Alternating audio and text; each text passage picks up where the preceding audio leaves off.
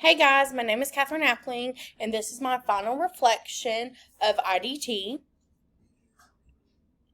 I used to think technology in education was nothing but simple emails, spreadsheets, PowerPoints, and Word documents.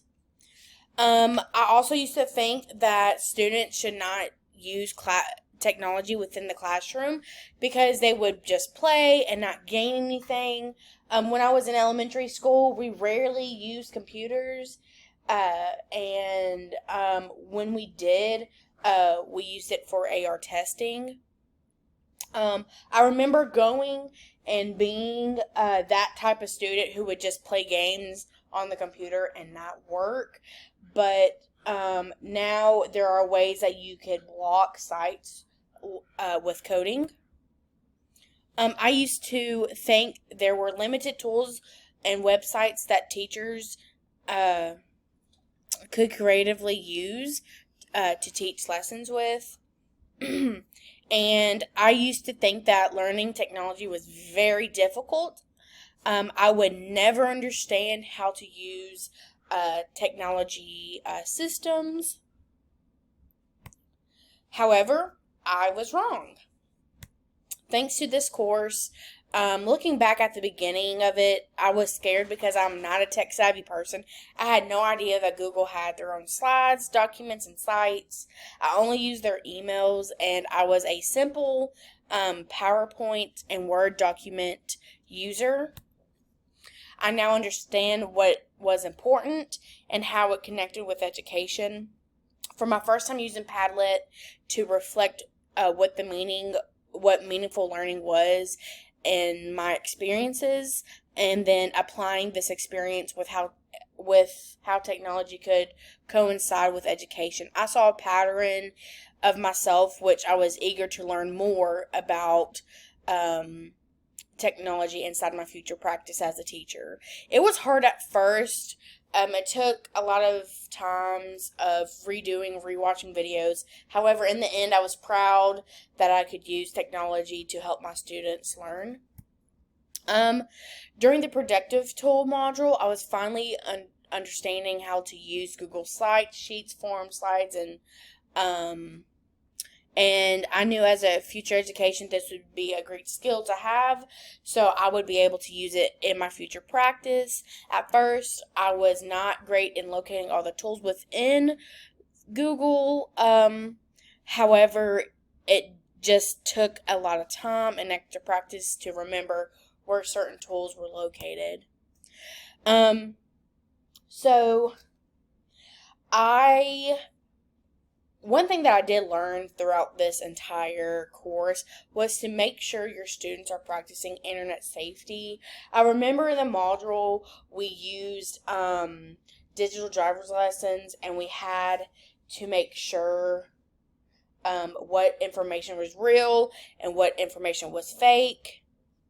And it was actually hard because I got a lot of things wrong that I thought were very much reliable sites. So that's just one main thing I do want to say that I did learn, was to make sure your sources are correct and are reliable to use.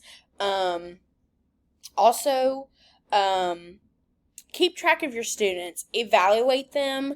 Online safety should be taught through all grade levels.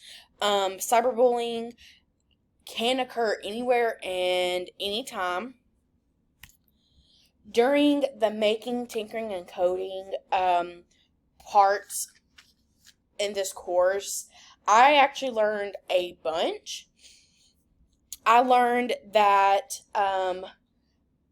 in making, I remembered I made a sailboat, and I used kitchen materials, and it was really hard coming up trying to make a sailboat that would actually float, and then using pennies to see how many pennies would make it float or sink.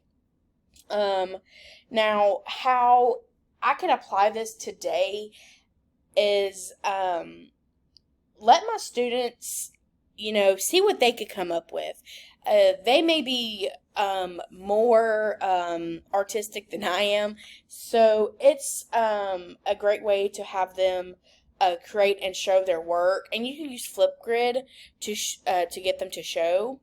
Tinkering was really cool, to use everyday objects around the house, and getting my students involved and critically think about how you're going to have stuff that's not a chair that you could sit on.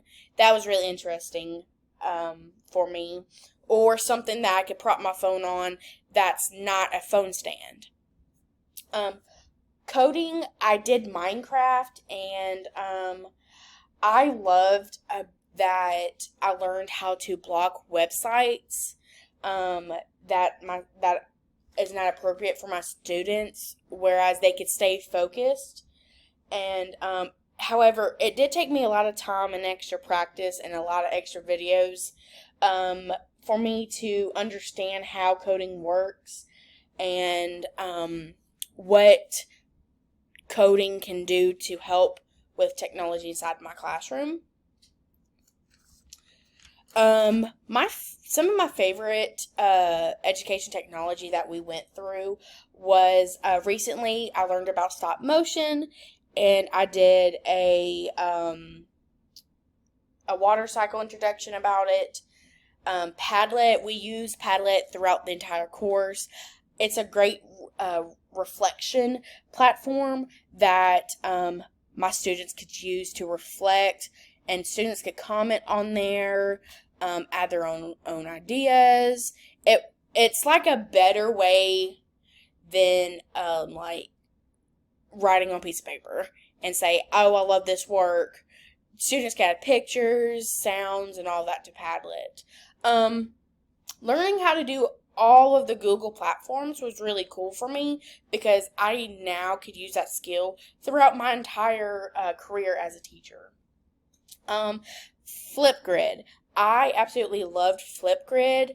I think that it is a way better way to do discussions, and seeing the people actually going through the videos, listening to what you had to say, and then you could reply back to them using a video. I think that's just an easier way to do discussions.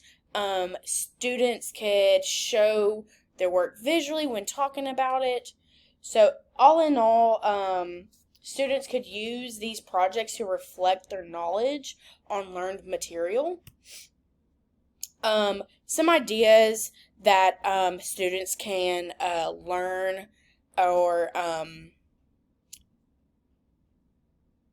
about what we've been talking about, or like students could do within the classroom, is digital field trips. So in my other class, with what I learned in this course, I was able to make a digital field trip by doing YouTube and doing Google Slides, and that really helped me make up a digital field trips. We went on to a zoo, and then to a plant place. I forgot what it was called.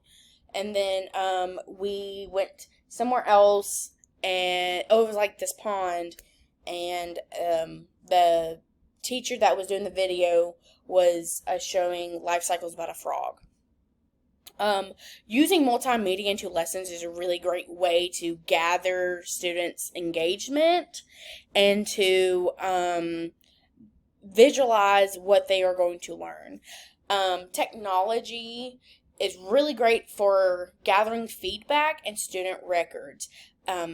Excel, I know how to use Google Sites now, and Google Forms, and I did not know that Google Forms could gather all that information and put into a spreadsheet, which that is so unique to me, and I'm so glad that I learned that skill. Lastly, online activities are a great way to use within the classroom, because after you get done, there may be students who are fast workers and you don't want them just sitting there and twiddling their thumbs or just doing something not meaningfully. So with online activities, they can learn meaningfully and continue their work as they go through your class. So lastly, I now think that there are many ways students and teachers can use technology inside their classroom, whether it's for reflection or in introduction to a subject. I now think that technology should be used in the classroom every day. It's a great tool for us to use, and I know the students would love it. I now think internet safety and cyberbullying awareness should be taught at all grade levels and year around.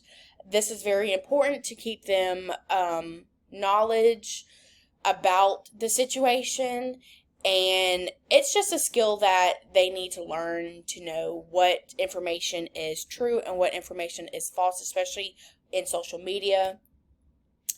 I now think with much practice, trials, and errors, technology can be learned.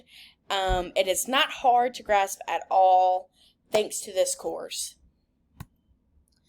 I just want to say thank you for working very hard and letting me and teaching me all the different types of technologies that I could use inside my future classroom. I loved every single bit of it, and I can't wait to use it